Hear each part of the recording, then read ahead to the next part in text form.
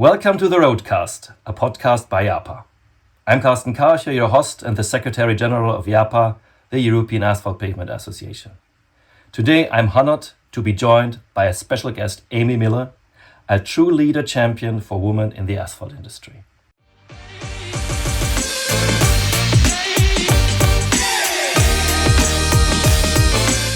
Well, thank you, Carsten. Actually, it's my honor to be here to represent the Women of Asphalt.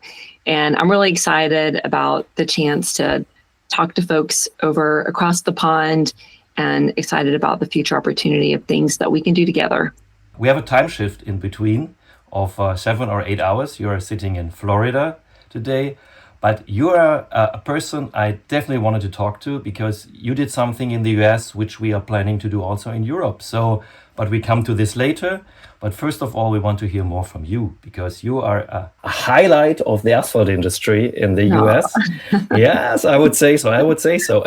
And currently, you are the president of the Asphalt Contractors Association of Florida. I am since last July. Yeah, so it's still not even a full year into the role. It's been great. That's great. So you went back to your roots, where you came from, in Florida. You're exactly right. Yeah, so for many years, I've held a national role. And I loved the idea of being able to work, close my bubble in a little bit, right? And to work in my home state that I love so much. I'm able to work with a lot of the contractors I'd worked with before on the national level. And so it felt like truly just coming home. So we have an office in Tallahassee, Florida, which is the capital of Florida. And we represent, probably 95% of the asphalt that's produced in Florida. We have a very strong backing by our producer members here in the state. So it's been a great run thus far, and I'm looking forward to doing more great things here in the state and honestly for the producers of Florida. Great. So I know the Asphalt Pavement Association, the National Asphalt Pavement Associations in Europe, because they are the members of the EAPA, of the European Asphalt Pavement Association. The structure is a little bit different. In the US, you have the SAPAs, the State Asphalt Pavement Associations, and Florida is one of the bigger ones, I would say. How many of these associations are led by women? 3, including Florida. Including Florida. Okay, so this is the similar number that we have if you compare it percentage-wise with Europe. In Europe, there's only one association which has a female president. So that's something that we can work on. We should work on. That's right. Yeah. What does a everyday working day in being the president of a state asphalt pavement association look like? What do you normally do? I think people are not so much aware about what an everyday day looks like. Well, I don't even know what a normal You can choose a good one. Yeah, well, I was going to say, Carson, I don't even know what a normal day looks like, but which is the beauty of the job. So there's a lot going on. For instance, just the week before last, we took our members up to NCAT, which is the National Center of Asphalt Technology at Auburn University. So, it's the motherland for asphalt. All kinds of great research goes on there that's used throughout the United States. We spent some time there. I spent some time last week with the Florida Department of Transportation, which is an important agency that sets specifications and buys lots of asphalt here in the state of Florida. Some days we're doing meetings with officials like that. There's other days where we're doing sort of more rudimentary things, membership duties, planning for events. As with any job, there's lots of calls with members. We're working to help answer questions. We have a technical director that works with me that is helping with various and sundry things that come up related to the product. We're doing lots of planning. We have committees. We're focused on what the organization looks like in the future. We're having board of directors meetings. We're planning for those. We have a concerted effort right now on safety with the Florida Department of Transportation. So we're working on some really cool things to try to help make our work zone safer, not only for our workers, but also for the traveling public as well. Anyway, lots of different things, lots of balls in the air. And that's really the great part about the job, because we do lots of different things but the result is really bringing more value, bringing a better product, and bringing more of the product, right? Our members want to always be able to see more asphalt being produced. And so anyway, we do that through a lot of relationships and making sure that we're involved with specifications, we're involved with the marketplace, and we're able to help represent our members in a way that continues to make asphalt the leading pavement product. Wow, sounds very interesting. It's You don't want my job, similar. Carsten. You're not coming for my job, are you? No. I have a similar job, but in on a more organizing level in Brussels in the European Asphalt Pavement Association. So my day sounds similar to your day, and it's interesting how we have to exchange with many other groups and stakeholders in this field to do a proper work. And that's also the same for you. You mentioned that you met representatives from national-wide. So you also have a background from this in your career. So you have been with the Asphalt Pavement Alliance many years. Yes. And that was something that I guess you have been in Washington at that time. Well, I was fortunate enough to be able to work remotely from the state of Florida. In fact, throughout my entire career, I worked for organizations that were not based in Florida, but have been fortunate enough to be able to be home based in Florida. And that was just sort of a personal requirement for me growing up here. I wanted my children to be able to grow up around family. So anyways, yes, so that's all worked out well. So the Asphalt Pavement Alliance, so this is an organization that is funded by NAPA, the National Asphalt Pavement Association, AI, the Asphalt Institute, and the consortium of the State Asphalt Pavement Association. So they all roll up money and fund this organization to be able to do things and promote asphalt in a way that serves all these organizations. So when we see a lot of the, let's just say the research that comes out of the National Center of Asphalt Technology, out of NCAP, when that comes out, we want to be able to take that and put it in a form that's can be received well by the intended audience. So if we get research and we're trying to influence decisions because we can show asphalt's better in this regard based on this research, and we want this to get to FHWA, or we want it to get to the Department of Transportation, or we want it to get it to engineers, that information is transformed into various and sundry marketing sort of pieces, whether it's a white paper or whether it's a video, whether it's some sort of infographic. So that information is then transferred. And so the role of the Asphalt Pavement Alliance is to make sure people making decisions about pavement are being educated and they're continuing to choose asphalt as the pavement of choice. And so that happens lots of different ways. Happens through education. It happens through live events where we would have professional speakers come in and talk about certain subjects. It happens through interaction with engineering firms, doing webinars with them, attending trade shows, social media. So it's a concerted effort to make sure people that are making decisions about asphalt are getting good, solid, factual information that helps continue to make them lead to choosing asphalt as a pavement of choice.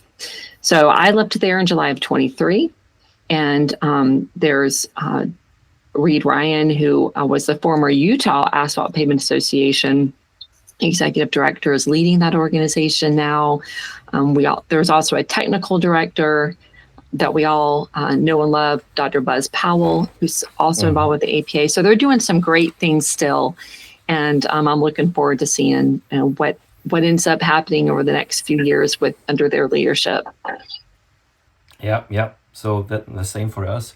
When I came in first contact with the Asphalt Pavement Alliance, during my visits in the US, you also did some asphalt facts at that time. I think that was also something that came from APA, and we took that over in Europe, and we have the asphalt advantages. We created a campaign here what it was really alongside that what you did. I would not say based on it, but of course it's the same material on both sides of the ocean. So we could experience also from that what you did in the Asphalt Pavement Alliance, and that was I can only talk about this part of your work, which we also monitored here in Europe, and I think it's good to have an organization like the Asphalt Pavement Alliance. Might be difficult in Europe to have something like this, but EAPA is trying to take over this role in its everyday work, so to say. Yeah. Good. Well, I'm glad we're able to help you spur on some good ideas over there. Yes, we sometimes learn from each other. That's true. So you did this from 2015 until you took over your current role in the Florida Asphalt Contractors Association. But before 2015, you also already had a career in the business. So you did something different. What was that? I worked in the concrete industry. So, I laugh because we both know that, there's always this sort of battle between concrete and asphalt. However, they're both materials, and we find that many companies are actually double-breasted and do both. So I spent a number of years working in the concrete industry, and eventually would lead to working in the asphalt industry. Yes, so you came to the good side of the material. That's what some say.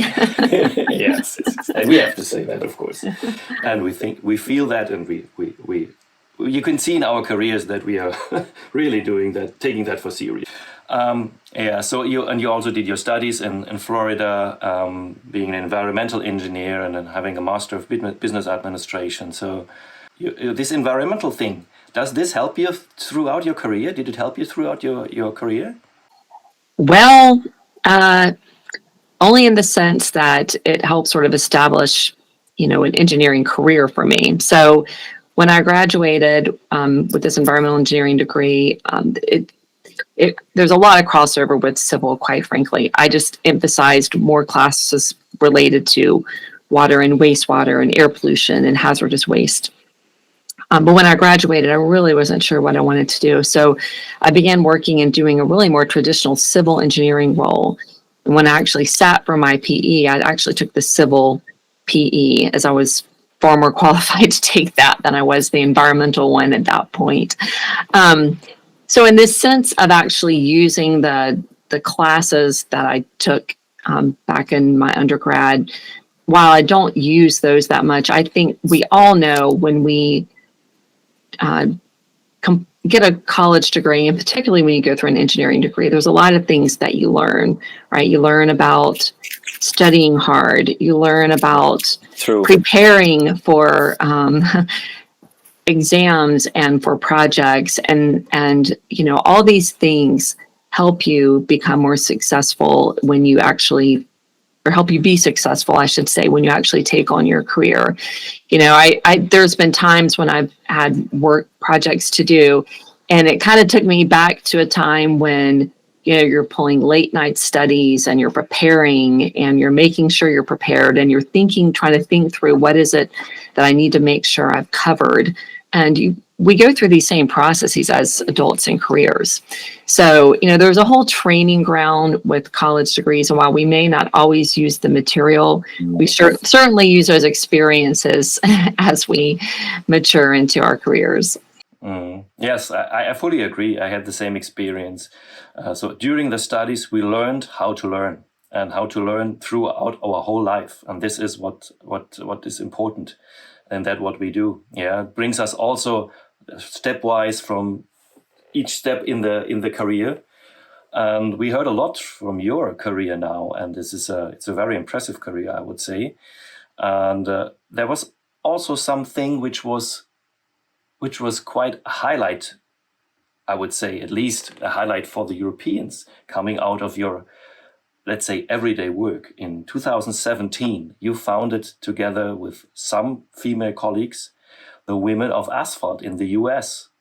So can you tell us more about this, about the idea, what happened with this idea and how it is, where it is today? You can really start from scratch, because we are really interested and want to learn more about this. Yep, yeah, absolutely. So I've been asked this question before, and I remember sitting in a meeting one day, and it was actually a CRH meeting that I had been invited to. And it's not uncommon to be the only female in the room. And, and that's fine. I don't want this to sound like it's a problem. It's not.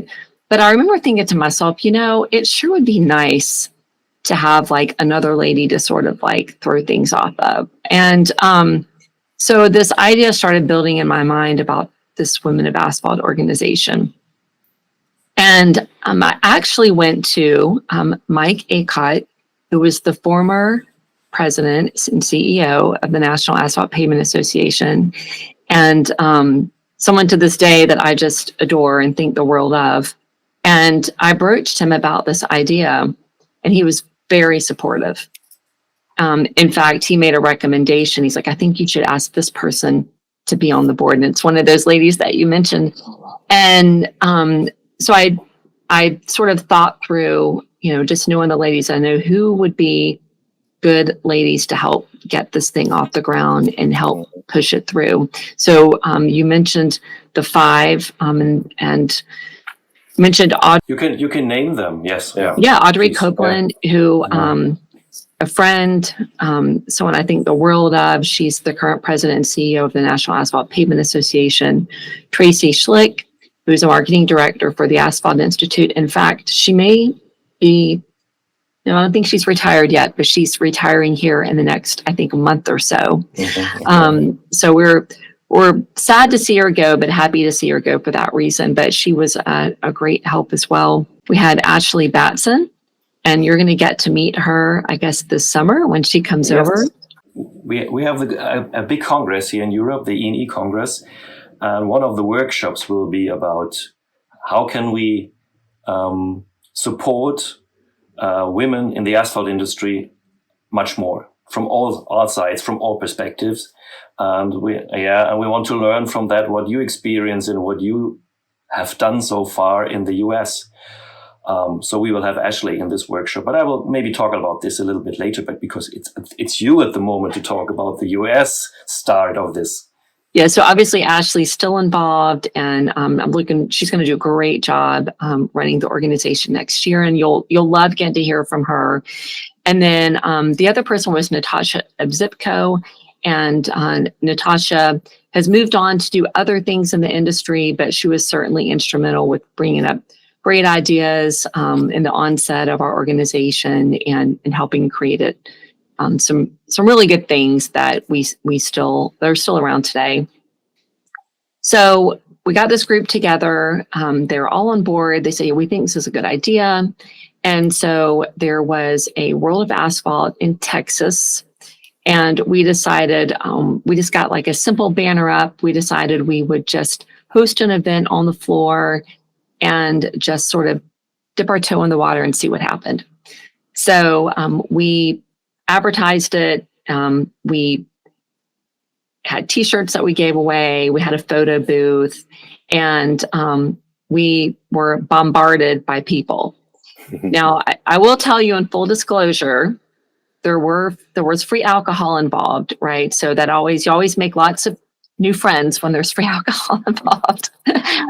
But it was actually a pretty good ploy because we got a lot of people over, and we had people that continually came back during the course of World of Asphalt and said, hey, do you have a local branch? And we were just thinking, we don't even have a national branch really right now. We'll get there.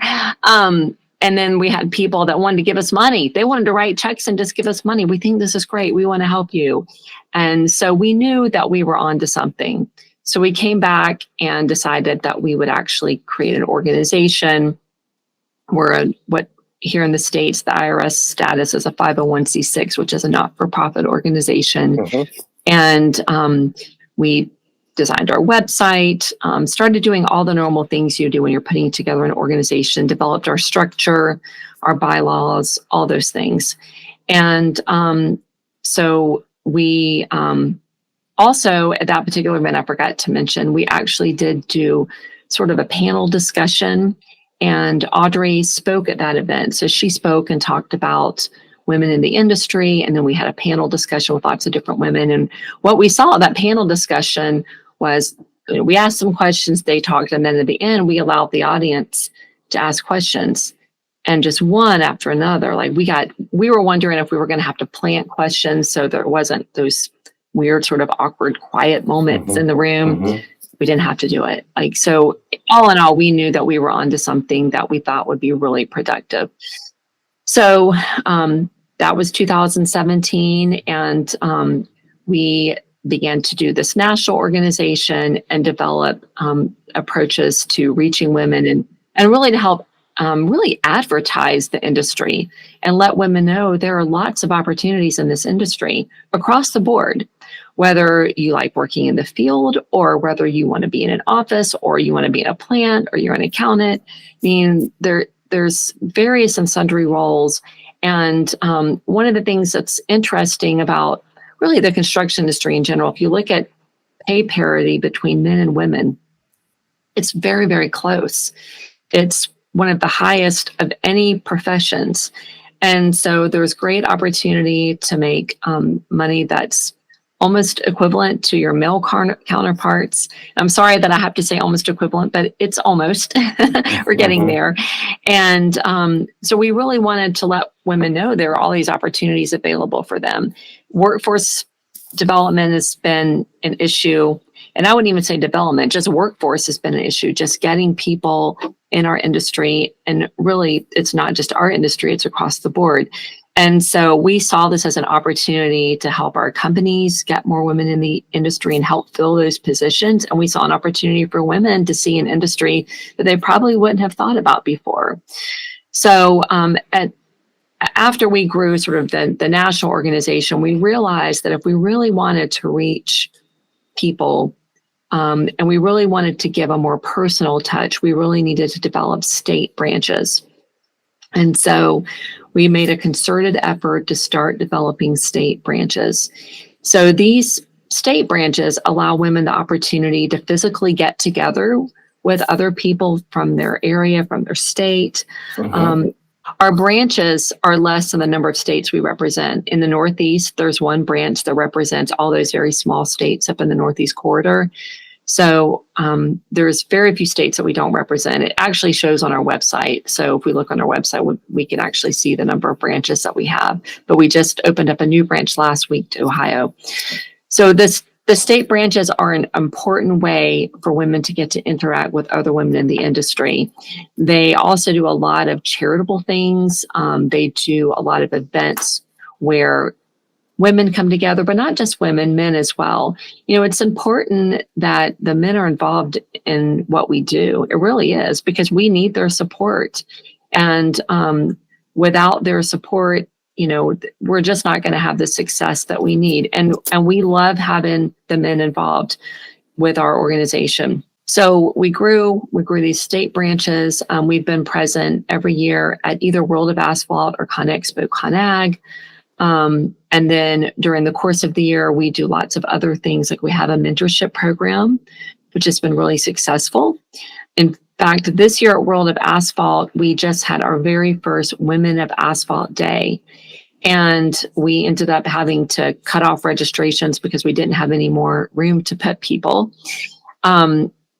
We had some great speakers. It was a really fun time, and it was a great chance to get together and just to educate ourselves and to really help give women more resources to be more successful in the jobs that they have. So one of the things, or a question our current president, Sheila Barkovich, asked at the onset of that meeting was, how many people got to come to World of Asphalt because they were going to get to be a Women of Asphalt Day? So in other words, like, your company is supporting you to come here today so you can be part of this day. Otherwise, you would not have been here. And more raised their hand than not, which was, you know, really telling to us. Like, wow. Yeah, it helped us realize, you know, this is something really good. Like, not only are these ladies getting the opportunity to educate and to learn and to spend a day together with other women in the industry, they're getting the opportunity to see the industry through World of Asphalt and all the educational sessions, and then all the equipment and all the things that you can actually learn just being at the show itself. So those are the things we want to do. We want to help women learn. We want them to help them grow in their professions, and we want to get more women in the industry. So where we are today. So we have an administrative director. So we have a lady, Carrie Dumont, who came on with us back in March. We had an administrative director for, I don't know, I guess a couple years before that. And so Carrie came on in March, and the fact that we have an employee that is focused on our organization day in and day out has been a huge help. This organization was started and run entirely on just donated time from all of us. And if you look at the ladies that are involved in this organization, they're all really busy ladies, not only with their careers, with their families. This isn't the only thing that they're doing as well. So, we've been very fortunate to have some really smart ladies and really resourceful ladies that have stepped up and helped get the organization off the ground. And then we were all very grateful when we could get an administrative director that sort of helps behind the scenes, doing a lot of things that sort of keep the organization going and keep it moving forward. So I'll stop there and take a breath, Carsten. Thank you. Thank you for this insight. Really, really great. Really great what you have achieved. And thank you so much for starting this in 2017. We are a little bit slow in Europe. We are catching up now. We have a president who is fully supporting this and who initiated it also in Europe to start something. And this workshop during the E&E Congress should be the start. So we will try to involve all the ladies that are on site or participating in the Congress. So hopefully something happens during this workshop and afterwards to have maybe something similar, the Women of Asphalt or the Women Love Asphalt in Europe, something that is similar, at least with the same goals. The same goals is clear. We need to bring more women in all parts of the asphalt production chain, being an engineer, being a person, laboratory staff, whatever. We need more women in the industry. We are really open to females. We have very nice jobs in the industry, but we have to make ladies aware that this is possible, that is also a good environment, and you do something which is sustainable, which has a certain impact on the industry. So this is work people like to do, and this industry offers it. So we also want to do this in Europe. And I tell you, what you just said before, also men can support women in the industry. So that's, yes, of course. So we really put this high on our agenda in IAPA now to create a certain kind of whatever you call this association, not an association, but a group, at least a group, or maybe an association to support these goals and ideas that you just mentioned. Yeah. What you'll find too, Carsten, is that, and by the way, we're totally here to help support our European counterparts. We want to see you all be successful and do the same things. We really do. But what you'll find, and this has really been the greatest blessing to me with all of this, is I've been fortunate enough to get to hear stories from ladies in the industry from all levels of jobs. And they're so inspirational.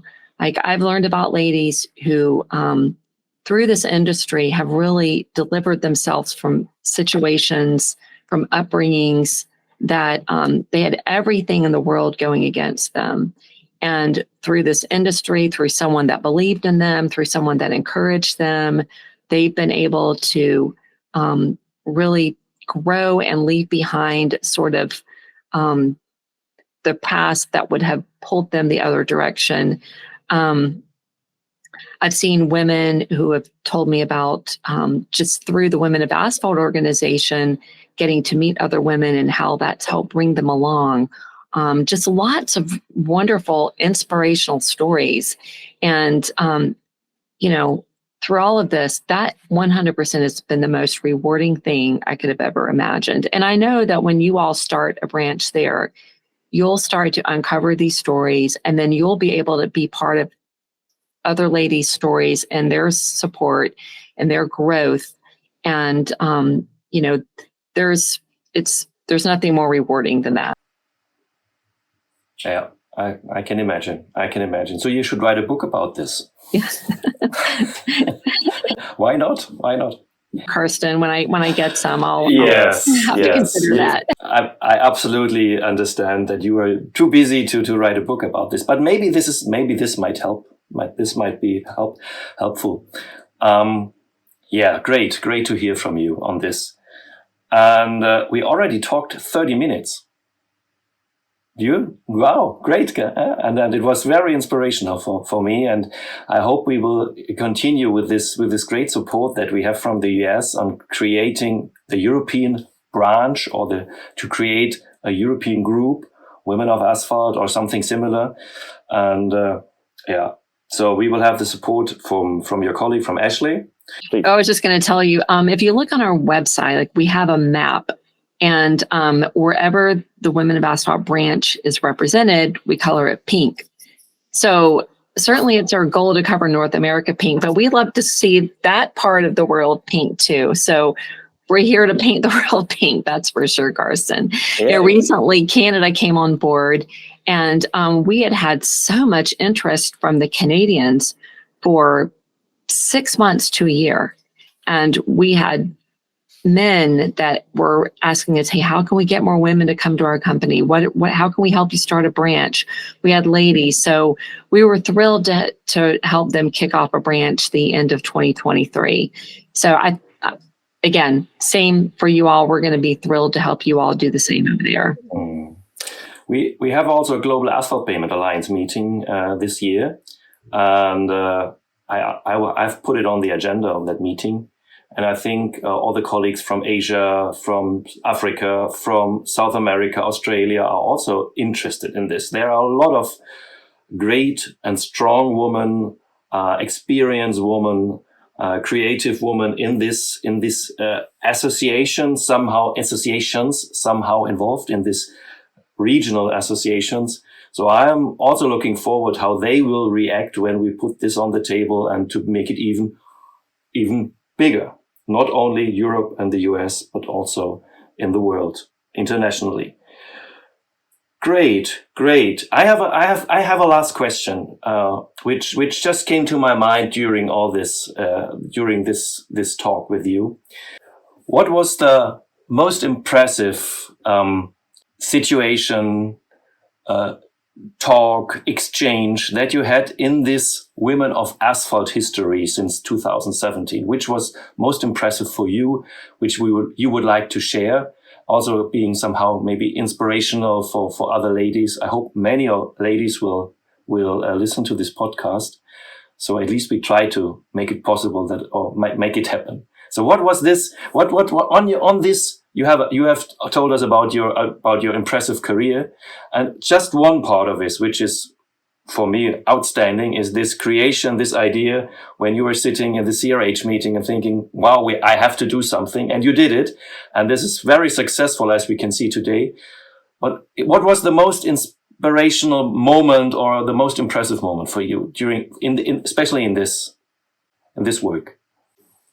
Oh gosh, Carsten, there's been so many. Choose. You can talk about 2 if you want, or 3. It's great.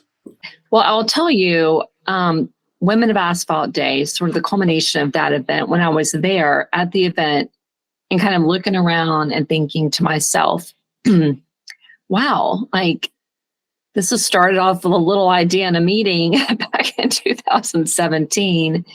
And look where we are today. You know, the biggest success to me is that, you know, while I helped sort of get the thing going and served as president for a few years, the real test of my success is if this organization goes on without me and continues to grow and be successful, right? So that means that in the beginning, we've done a lot of the right things to set this thing up to continue to be successful.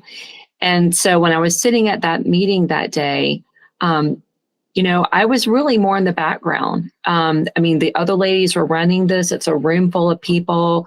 We have we're 3 presidents in now. And I looked around and I said to myself, okay, like this is success, right? And it was just, it made me really happy because, it's it was an event that really confirmed for me that we did this for the right reasons, right? It was purely, completely altruistic at heart, right? We wanted to do things and get more ladies in the industry and help the ladies that are in the industry. And we put together the right people to get this thing going. We've continued to sort of, as any organization grows and modifies, ours has done the same thing. We've done some things that we pulled back. Yeah, we don't think that we should do that. We should go this direction. We've done those things. But to get it to a point where we actually have a Women of Asphalt Day and women across the United States are flying in and coming in to work together, just was a very gratifying experience. So that was a great day. And then recently we did our own podcast at Women of Asphalt, and ours is called Where We Belong. That's the name of our podcast. And we interviewed one of our former board members, and Markeisha. And Markeisha talked about her journey coming into the industry and the success that she had had. And, her story was a story that I have actually heard from other ladies, and I think it's an important one to hear, where she overcame adversity, even within her own workplace. And she didn't let she didn't let excuses hold her back. She didn't let the fact that other people weren't always as nice to her as they should have been or given her the opportunity she should have had. She did not let that stop her, and she pushed forward, and she just decided that she was going to be more and she was going to do more, and she's had an amazing career. And so, when I heard that, I thought, these are the things we want ladies to hear, right? Don't let other people get into your headspace and keep you from being what you can be.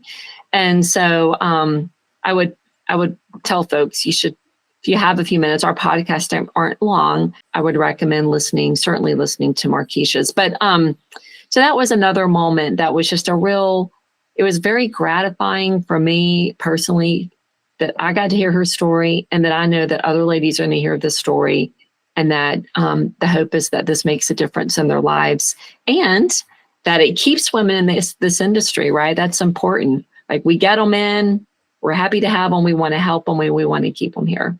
We will definitely put the information about the podcast or the Women of Asphalt, also the website. We want to see the pink map in the show notes. That's obvious, and all the other websites that have been mentioned throughout the podcast. Yeah, that would be awesome. That would be great. Yeah. So thank you again, Amy. It was a big pleasure for me. Carsten. That brings us to the end of today's episode.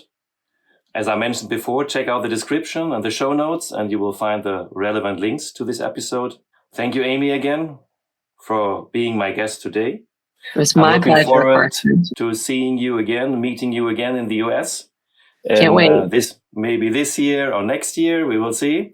I'm more responsible for that's what's going on in Europe, as you know, so not so much time to fly around the world, but it's always good to have the exchange, and that brings the good ideas also to other parts of the world, as we discussed today. So please, dear listeners, stay curious for the next episode and keep paving the way for a brighter future. Bye-bye. Thank you, Carsten. Bye. An inspiring conversation with Amy, a gifted storyteller and dedicated advocate for women in the asphalt industry. Today we delved into Amy's journey in the construction world, sharing her insights into her work and experiences. We hope you enjoyed this episode. Check the show notes for all relevant links, leave your comments on the APA YouTube channel and our other social media platforms. And please Let us know what topics you'd like to hear in the RoadCast. And a big, big thank you to the APA team. Reem, Helga, Mega, Patricia, and Rachel. Thank you for your passion and dedication. Without you, this podcast would not have become reality. And for all the others out there, see you next time and stay curious.